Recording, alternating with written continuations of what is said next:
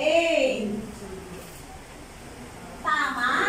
B. Mali. Nakita tayo sa isang public school, ito sa San Andres, Maynila. At ngayon nga ay nakikita natin itong mga estudyante na nakikinig sa kanilang guro, ito sa pagsisimula ng full face-to-face classes sa mga pampublikong paaralan. Yung 5 days na pagpasok nitong mga estudyante. Ano masasabi mo? A. Magaspang. B.